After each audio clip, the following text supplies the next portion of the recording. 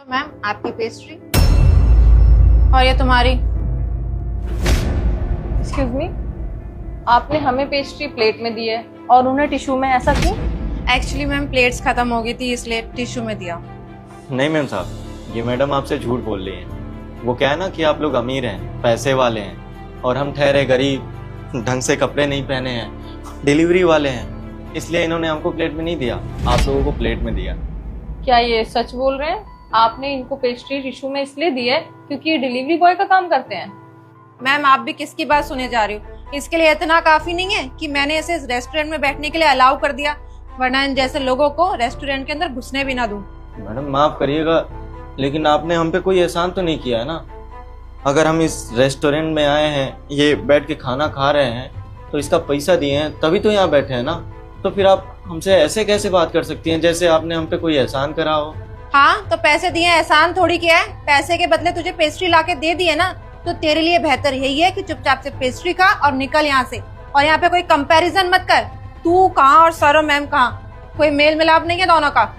वो बिल्कुल एकदम सही कह रही है। और आपको ना पैसे से मतलब होना चाहिए और सबको इक्वली सर्विस देनी चाहिए। जितने पैसे हमने इस पेस्ट्री के आपको पे किए ना, उतने ही पैसे उस इंसान ने उस पेस्ट्री के आपको पे किए। तो इज्जत के हकदार सिर्फ हम नहीं बल्कि वो भी है। लेकिन आप जैसे लोग जो कि गरीब और अमीर में हमेशा भेदभाव करते आए, आपको पता है उस इंसान ने उस पेस्ट्री को खाने के लिए कितनी मेहनत की होगी, कितने घरों में खाना डिलीवर किया होगा, लेकिन आपने उसको इस तरह ट्रीट करके टिश्यू में ये पेस्ट्री देकर उसका मोरल डाउन कर दिया और उसको बहुत नीचा फील कराया। अच्छा मुझे एक बात बताइए, जब आपको यहाँ पे हायर किया गया तो कहीं आपको ये रूल्स रेगुलेशन दिखाई दिए कि यहाँ पर सिर्फ अमीर इंसान ही आ सकते हैं, गरीब नहीं आ सकते? ठीक है सर, मैंने आपकी बात मान ली और आपकी सारी बातों से मैं एग्री भी करती हूँ, लेकिन आप एक बात सोचिए ना कि पैसों से आप हर चीज खरीद सकते हो, लेकिन पैसे से स्टेटस तो नहीं खरीदा जा सकता ना। एक बार आप इसको देखिए ऊपर से नीचे तक और अपने आप को देखिए। आप सर हमारे रेस्टोरेंट में आए हैं और हमारी ये पेस्ट्री एंजॉय कीजिए तो हमें अच्छा लगेगा। क्या इस रेस्टोरेंट के बाहर लिखा हुआ है कि स्टेटस के अकॉर्डिंग ही इंसान को खाना सर्व किया जाएगा? नहीं लिखा ना। यहाँ पे इंसान को खाना मिलता है जब वो बिल पे करता है। बिल वो भी दे रहे हैं और बिल हम भी दे रहे हैं, तो तुम होती कौन हो किसी का स्टेटस जज करने वाली? मैम सर मुझे समझ में नहीं आ रहा, आप जब से यहाँ पर आए इसकी तरफदारी किए जा रहे हैं। देखिए आप इन जैसे लोगों पे ध्यान मत दीजिए। और तू अब तक यहीं बैठा हुआ है, चुपचाप से पेस्ट्री का निकल यहाँ से, हमारे ओनर्स आने वाले हैं। देखिए मैम साहब आप लोग ना हमारे लिए लड़िए नहीं, हमको तो आदत है ऐसे, हम हर रोज जलील होते रहते हैं। और हम ही नहीं, हम जैसे ना जाने कितने अनगिनत गरीब लोग। और इन मैडम ने तो हम पे एहसान किया है कि हमको यहाँ अंदर आने दिया है, नहीं तो हम जैसे लोगों को ना गेट के अंदर नहीं आने दिया जाता है। तो शुक्रिया मैम साहब, और आपको भी लड़ने की ज़रूरत नहीं है, हम जा रहे हैं यहाँ से। नहीं, आप कहीं नहीं जाओगे। क्या मैं जान सकता हूँ कि आप अपने ओनर्स को जानते हो? क्या उनको कभी देखा है? सर कभी फेस टू फेस बात तो नहीं हुई, लेकिन हाँ नाम जरूर जानती हूँ मैं। आप दोनों को क्या करना है, आप ये पेस्ट्री खाइए ना। और आप क्यों उसकी सपोर्ट लिए जा रहे हैं सर? हमें कुछ करना नहीं है, लेकिन हम बस ये जानना चाहते हैं क्या इस रेस्टोरेंट के ओनर ने ऐसा बोला ये सब करने के लिए? क्या उनको पता है यहाँ पे इस तरीके की सर्विस दी जाती है और कस्टमर में भेदभाव किया जाता है? अगर उनको पता चलेगा ना तो शायद वो तुम्हें जॉब से निकाल दें। मैम सबसे पहली बात तो हमारे ओनर्स को कुछ पता नहीं चलेगा, क्योंकि उनके आने से पहले मैं इसे यहाँ से भगा दूंगी। और दूसरी बात, अगर उनको पता चल भी गया ना, वो दोनों बहुत ज्यादा खुश होंगे कि मैंने उनकी रेस्टोरेंट की रेपुटेशन मेंटेन करी। क्या आप गूगल पे डाल के उनकी शक्लें देख सकते हो?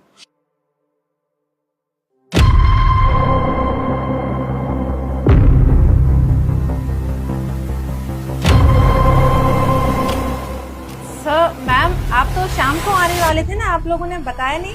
थैंक गॉड हम सामने नहीं हैं। वो तो अच्छा हुआ कि सताक्षी ने मुझे बोल दिया कि चलो अभी चलते हैं, हमारे जो एम्प्लॉयज़ है वहाँ पे किस तरीके से कस्टमर को ट्रीट किया जा रहा है वो भी देख लेंगे। और देखो उनका अंदाज़ा बिल्कुल सही निकला। आज हमने देख लिया कि आप किस तरीके से हमारे कस्टमर्स को सर्व करें। किसने आपको ये राइट्स दिया यहाँ पे अमीर और गरीब का भेदभाव? Tell me. I am really sorry sir, और सॉरी मैम। आप देखिए ना सर, आपने इतना पैसा लगा के इतना महंगा रेस्टोरेंट बनाया है, तो आपने यही सोच के तो बनाया होगा ना कि आपको इससे प्रॉफिट हो ना कि लॉस हो। और जो कुछ मैंने किया ना रेस्टोरेंट की क्लास को मेंटेन करने के लिए किया। अब यहाँ पे हाई क्लास के लोग आते हैं, बैठते हैं, खाना खाते हैं। अगर इन जैसे लोग बैठेंगे तो हमारे रेस्टोरेंट की बदनामी होगी सर।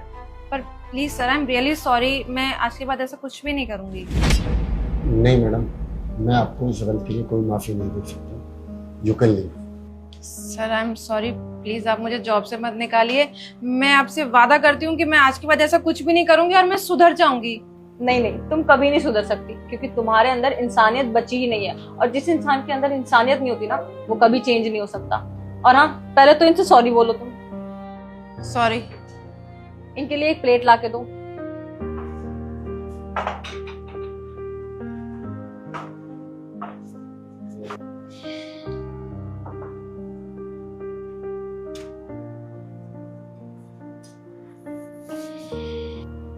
भैया आप बैठ जाइए और आराम से खा लीजिए। अब तुम जा सकती हो, और जाने से पहले हमारे रेस्टोरेंट का ब्लेजर यहीं उतार के जाना।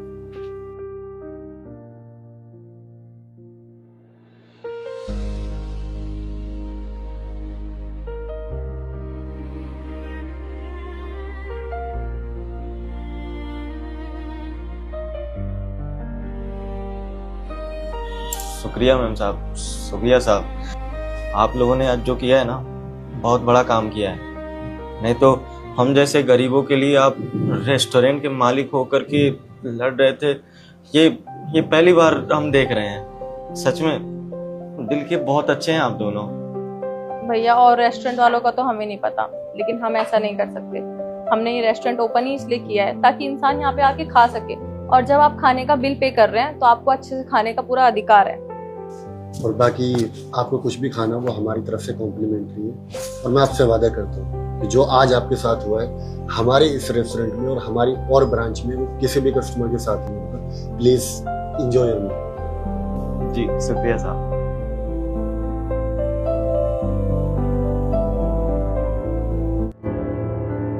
बेटा आपका नाम क्या है? सोफिया। कितनी बड़ी हो गई ना। आप लोग कौन अंकल आंटी? अरे अंकल आंटी नहीं बेटा, हम आपके मम्मी डैडी हैं। दीदी, जीजा जी, आप? ये लो, आज से इस बच्ची का ध्यान तुम्हें ही रखना है। मैं इस बच्ची को नहीं पाल सकती। अभी मैं अपने करियर के बिल्कुल पीक पे हूँ, और मैं बिल्कुल भी नहीं चाहती कि इस बच्ची की वजह से मेरा फोकस आउट हो, इसलिए मैं इस बच्ची को और नहीं पाल सकती। दीदी, आप नहीं जानती, आपने ये बच्चा देके मुझ पे कितना बड़ा एहसान किया है। आप तो अच्छे से जानते हो कि डॉक्टर ने मुझसे कहा था कि मैं कभी मां नहीं बन सकती, और मैं आपसे वादा करती हूँ कि इस बच्ची को ना मैं बिल्कुल अपनी बच्ची की तरह पालूंगी। किसी भी चीज की कोई कमी महसूस नहीं होने दूंगी। देखो, मैं कभी भी इस बच्चे को हमसे दूर नहीं करना चाहता था, लेकिन यहाँ पर बात करियर की है, तो मुझे शताक्षी और इस बच्चे में दोनों में से किसी एक को चूज करना था। अब बात अगर शताक्षी की आए तो मैं हमेशा इसे ही चूज करूँगा, लेकिन मुझे ना तुम दोनों से एक वादा चाहिए कि तुम इस बच्ची को अच्छा फ्यूचर दो, इसे पढ़ा लिखा कर बड़ा इंसान बनाओ। नहीं भाई साहब, आप उसकी चिंता मत करिए। हम इस बच्ची को अपनी बच्ची से बढ़ के पालेंगे और पोसेंगे। और सच बताएं तो आप दोनों ने हम दोनों पे बहुत बड़ा एहसान किया है। हम दोनों के पास इस जीवन में अगर किसी चीज की कमी थी तो बस इस बच्चे की, और इस बच्चे को दे करके ना हम दोनों को आपने पूरा कर दिया है। आप दोनों का ये एहसान हम जीवन भर नहीं भूलेंगे। बहुत बहुत धन्यवाद आप दोनों का। मुझे देविका पे पूरा यकीन है कि वो बच्ची को बहुत अच्छे से पालेगी। अंदर आइए ना।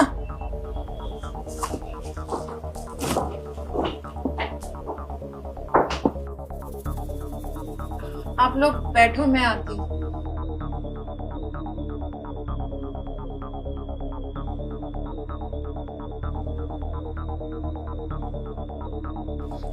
मम्मा, कौन थे ये लोग? और ये लोग मुझे अपनी बेटी की बता रहे थे। अब बेटा कोई नहीं थे, तुम ना उन लोगों की बातों पे ध्यान मत दो। तुम ना अच्छे से पढ़ाई करो, तुम किसी चीज की टेंशन मत लो। तुम्हारे पापा आ जाएंगे ना तो सब ठीक कर देंगे। तुम मेरी बेटी हो, तुम्हें मुझसे कोई दूर नहीं कर सकता। तुम पढ़ाई करो। है, मैं आती हूँ।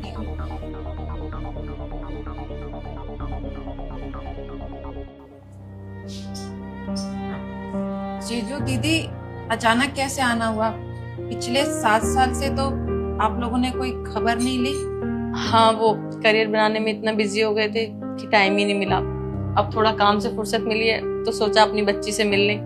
अच्छा, बस मिलने आए हो ना? सतीश कहाँ है? वो ऑफिस गए हैं, बस आने ही वाले होंगे। आ गए।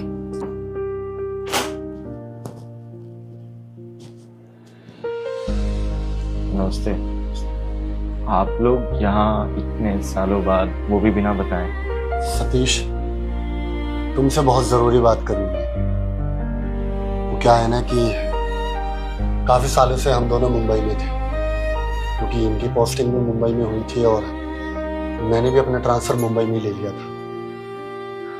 तुम्हें तो पता है कि मुंबई में रहना कितना डिफिकल्ट होता है, लेकिन हम दोनों ने अपने करियर पे बहुत ध्यान दिया और एक हस्बैंड वाइफ को जो चीज़ें चाहिए होती हैं वो हमने सब अचीव कर दी। आज भगवान की कृपा से हमारे पास अच्छा घर है, गाड़ी है, पैसा है और वो सारी फैसिलिटीज़ हैं जो हम दोनों को चाहिए थी अपनी लाइफ में। लेकिन जब रात में हम दोनों बैठकर एक दूसरे का हाथ पकड़कर बातें करते हैं तो हमें कमी महसूस होती है, तो सिर्फ और सिर्फ अपनी बेटी की।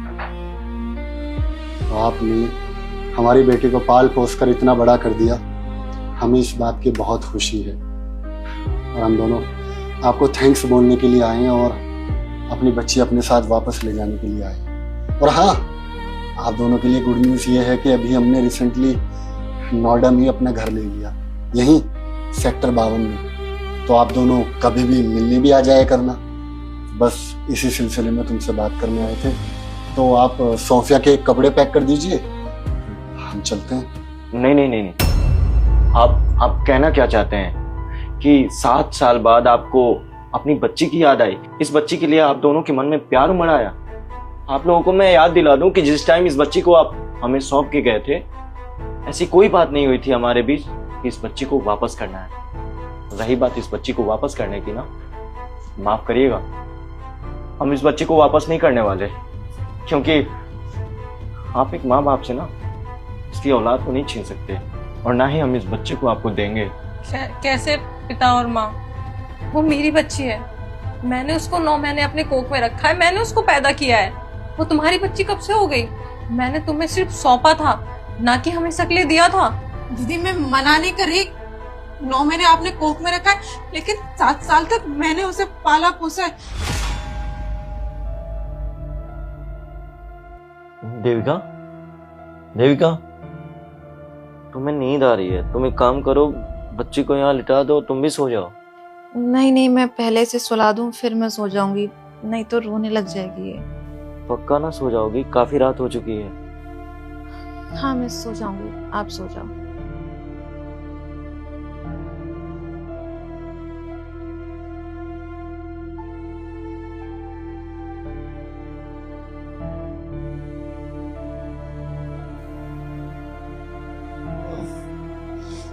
देविका,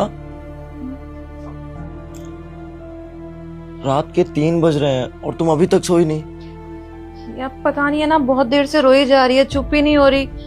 मुझे ऐसा लग रहा है ना इसकी तबीयत ठीक नहीं है, कल इसे डॉक्टर के पास लेके जाना पड़ेगा। वैसे तो तुम्हारी भी तबीयत खराब हो जाएगी। तुम एक काम करो, इसको यहाँ पे लिटा दो, मैं सुला देता हूँ, तुम सो जाओ। नहीं, मैं एक बार इसे सुला दूंगी ना, तब मैं आराम कर लूंगी, नहीं तो बेचारी ये रोती रहेगी रात भर। पक्का ना? हाँ, तो मैं ऑफिस भी जाना है ना, तुम सो जाओ, मैं संभाल लूंगी।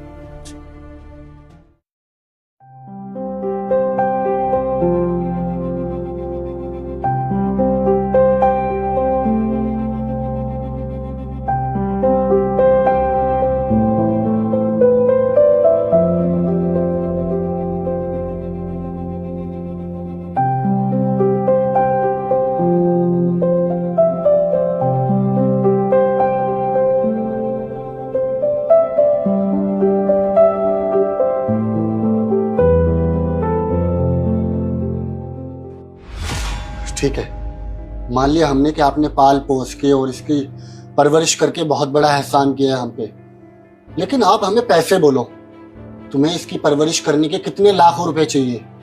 अरे एक छोटे से घर में तुम क्या कर रहे हो? मैं तुम्हें इतने पैसे दूंगा ताकि तुम इस छोटे से घर से एक विला खरीद सको। मैं तुम्हारे आगे हाथ जोड़ता हूँ, हमें हमारी बच्ची वापस कर दो, क्योंकि हमने दोबारा बच्चा करने का ट्राई किया था। 1000 कोशिशों के बाद जब शताक्षी को डॉक्टर को दिखाया, डॉक्टर ने बोला कि ये अब कभी मां नहीं बन सकती, इसलिए हमें हमारा बच्चा वापस चाहिए सतीश। हम बहुत उम्मीदों से तुम्हारे पास आए। आपके जैसा खुदगर्ज इंसान ना मैंने अपनी लाइफ में नहीं देखा है। आपके लिए इंसान प्यारा नहीं है। अगर आप दोनों के लिए कुछ प्यारा है ना तो सिर्फ और सिर्फ पैसे। आज से 7 साल पहले आप इस मासूम बच्ची को हमें सौंप गए थे। किस लिए? आपको पैसे चाहिए थे, अपना करियर बनाना था। और आज 7 साल बाद आए हैं इस बच्ची को वापस लेने पैसे के दम पे। एक बात बताऊं आपको, आप पैसे से सब कुछ खरीद सकते हैं लेकिन एक माँ से उसकी ममता नहीं खरीद सकते। एक बाप से उसके बेटी का प्यार नहीं खरीद सकते। और मेरे लिए पैसे ना पहले अहमियत रखते थे और ना ही आज। आप हमें करोड़ों रुपए भी दे दो ना, फिर भी मैं इस बच्ची को वापस नहीं देने वाला। और मुझे बहुत अच्छे से पता है आप मुझे पुलिस की धमकी देंगे, कोर्ट कचहरी की धमकी देंगे। आपको जो करना है ना आप कर लीजिए। अगर बात इस बच्ची की है मैं दुनिया से लड़ जाऊंगा लेकिन इस बच्ची को हरगिज आपको वापस नहीं करूंगा मैं। सैम देखो ना क्या बोल रहा है सतीश, ये बच्ची मेरी है और मैं इसे लेकर ही जाऊंगी। और जो भी पालने में खर्चा हुआ है, जो भी हुआ है, वो खर्चा मेरे पति दे तो रहे हैं। तुम्हें बताओ कितने पैसे चाहिए? दीदी मुझे पैसा नहीं चाहिए। और बच्चा लेने के हम आपके पास आए थे, हम नहीं आए थे। आप दोनों आए थे हमारे पास बच्चा देने के लिए, क्योंकि वो बच्चा आप दोनों को बोझ लग रहा था। और 7 साल बाद आप उस बच्चे पे हक जमाने आ गए। मुझे सब समझ आ गया। जब घी सीधी उंगली से ना निकले ना तो उंगली को टेढ़ा कर लेना चाहिए। मैं तुम्हारे खिलाफ कोई भी स्टेप नहीं लेना चाहता था क्योंकि देविका शताक्षी की बड़ी बहन है। लेकिन अब मुझे समझ आ रहा है कि मुझे अपनी पावर का इस्तेमाल करना पड़ेगा। चलो शताक्षी, मैं देखता हूँ ये बच्ची कैसे वापस नहीं करेगी। जीजू आप कोर्ट में केस लड़ने जा रहे हैं ना, बिल्कुल जाइए और शौक से जाइए। और मुझे पूरा यकीन है कि आप ये केस जीत भी जाओगे। अमीर लोग हो, पैसों की कमी नहीं है, पर हाँ आप ये केस जीत कर भी ना हार जाओगे। जिस बच्ची की खुशी के लिए आप ये केस जीतने जा रहे हो ना, जब वो आप लोगों के साथ खुश नहीं रहेगी ना, उस समय आपको अपनी जीत पे पछतावा होगा। वो कहते हैं ना, पैदा करने वाले से ज्यादा पालने वाला बड़ा होता है। 7 साल तक मैंने उसे पाला है, उसकी हर एक फीलिंग मुझसे जुड़ी है। उसे क्या पसंद है, क्या नहीं पसंद है, उसको क्या कहाँ जाना पसंद है, कहाँ नहीं, सब मुझे पता है। आप लोगों को पता भी नहीं है। और आप लोगों को ये लग रहा है ना कि मैं आप लोगों को बच्ची नहीं देना चाह रही। ठीक है, मैं एक काम करती हूँ, मैं सोफिया को बुलाती हूँ। अगर वो कह देगी कि उसे आप लोगों के साथ जाने तो मैं नहीं रोकूंगी। ठीक है? हाँ सोफिया को बुलाओ और पूछो। सोफिया, सोफिया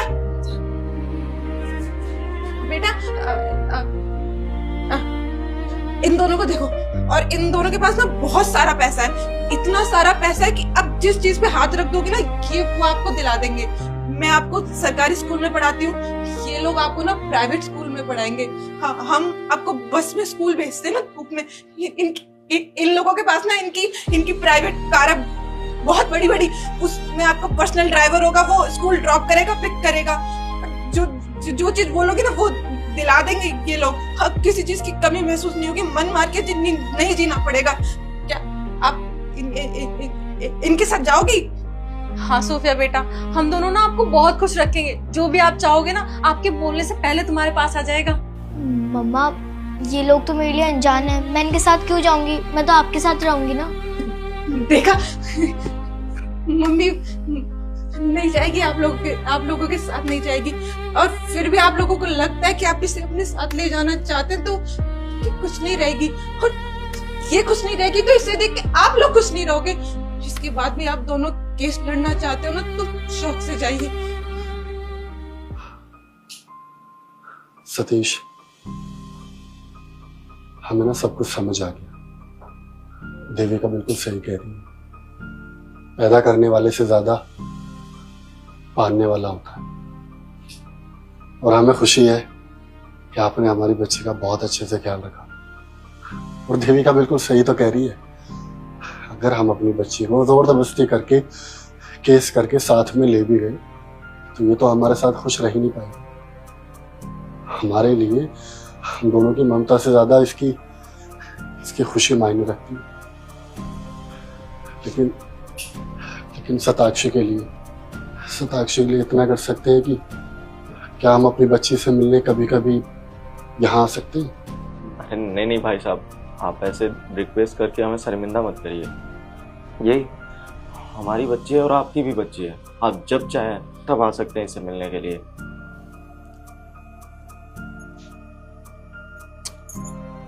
बेटा मैं तुमसे मिलने आती रहूंगी, ख्याल रखना।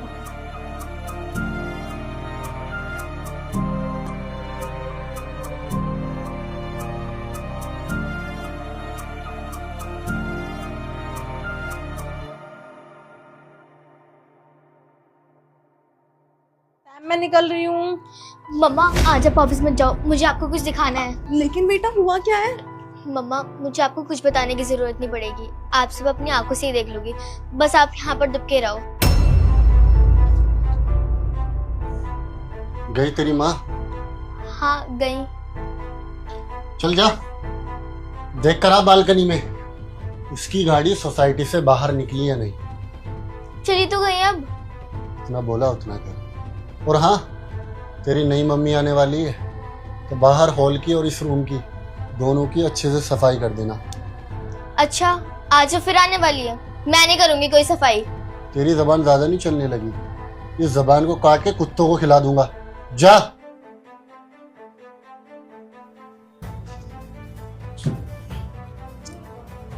हाय स्वीट हार्ट। हाँ गई मेरी बीवी। आ जाना यार फ्लैट पे, I am waiting for you. हाँ बच्ची को भी समझा दूंगी, डोंट वरी। ओके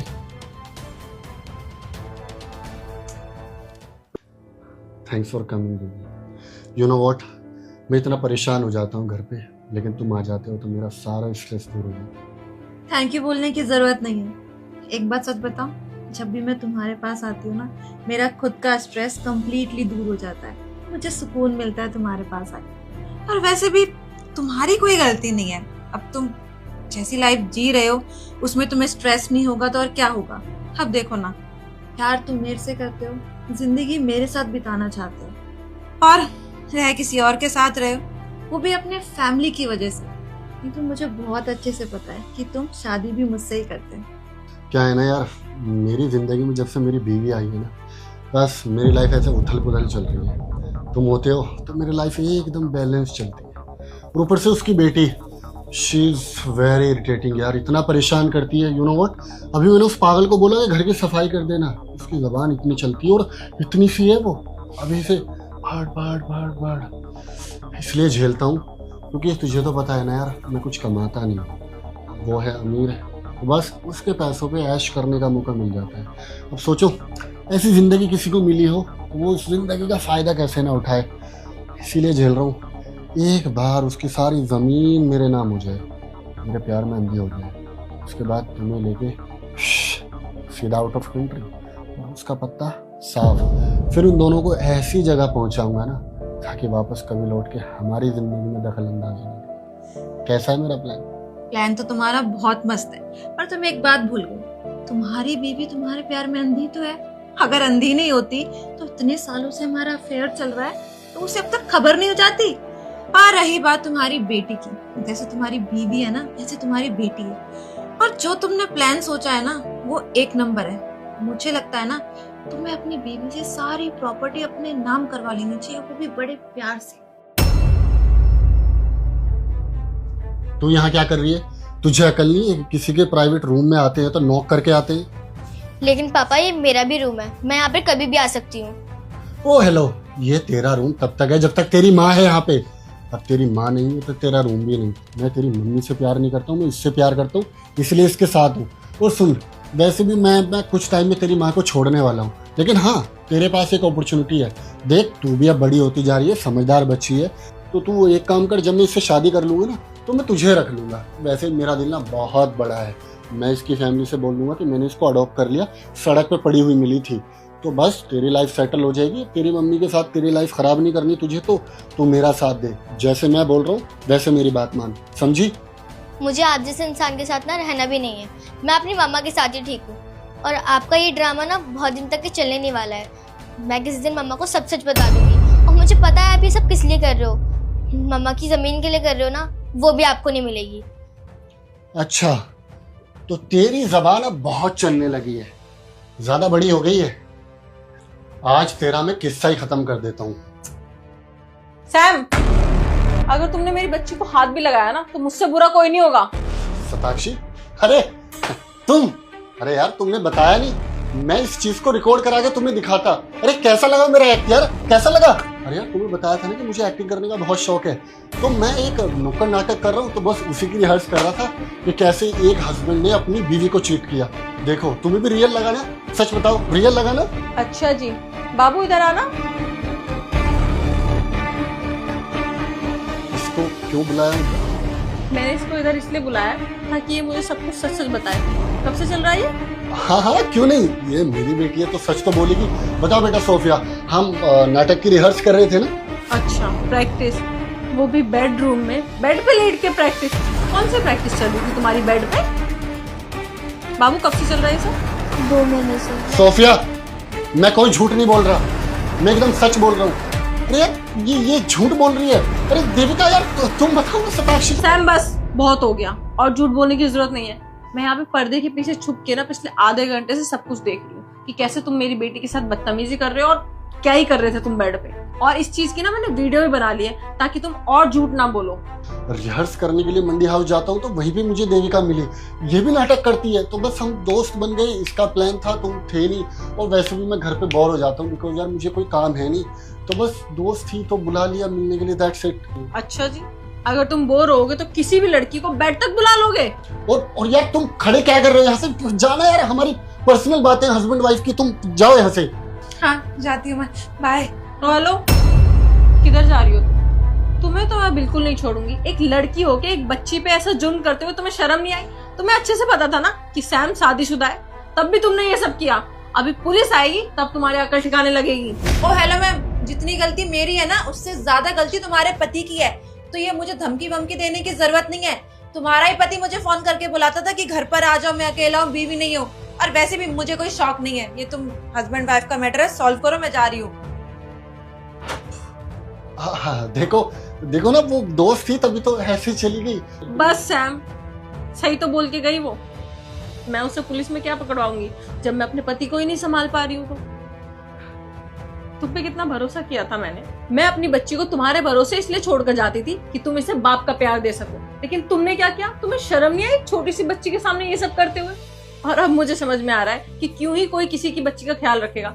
तुम मेरे साथ मेरे पैसों के लिए थे ना, और अगर तुम्हें पैसे चाहिए थे तो मुझे ऐसे ही बता देते ना। मैंने तुम्हें 1000 बार मना किया था कि मुझे तुमसे शादी नहीं करनी है, मेरी बेटी है, मुझे उसी को पालना है, लेकिन तुमने बोला कि मेरी बेटी का ख्याल रखोगे, मुझसे प्यार करोगे। ये सारा नाटक तुमने इसलिए किया क्योंकि तुम्हें मेरे पैसों से प्यार था। तुमने मुझसे प्यार नहीं किया ना, मुझे इस बात का गम नहीं है। मुझे इस बात का गम है कि तुमने एक छोटी सी बच्ची को टॉर्चर किया, वो भी अपने मतलब के लिए। आज के बाद ना अपनी एक गंदी शक्ल मुझे कभी मत दिखाना। अब जो बात होगी ना पुलिस के सामने होगी। जो तुमने मेरी बच्ची को टॉर्चर किया है ना, इतने धारा लगवाऊंगी तुम्हारे ऊपर कि कभी जेल में से निकल नहीं पाओगे। निकल जाओ मेरे घर से, गेट आउट।